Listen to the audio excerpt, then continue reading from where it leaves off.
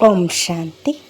ఈరోజు తేదీ 13 ఏప్రిల్ 2026. ఈరోజటి అవ్యక్తిశార. నమ్రచిత్త ఆత్మలు సహజముగానే సుఖదాతలుగా అవ్వగలరు, కానీ అభిమానం నమ్రచిత్తులుగా అవ్వనివ్వదు. నమ్రచిత్తులుగా లేకపోతే సేవ జరగదు.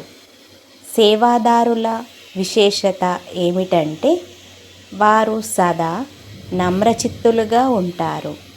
స్వయం వంగి ఉంటే అప్పుడు ఇతరులను వంగేలా చెయ్యగలరు. ఎంతగా నమ్రచిత్తులుగా ఉంటారో అంతగా నిర్మాణం చేస్తారు. ఎక్కడైతే నిర్మాణత ఉంటుందో అక్కడ అధికార దర్పం ఉండదు, ఆత్మికత ఉంటుంది. ఏ విధముగా బాబా ఎంతో నమ్రచిత్తులై వస్తారో అదే విధముగా ఫాలో ఫాదర్ చేయండి. ఓం శాంతి.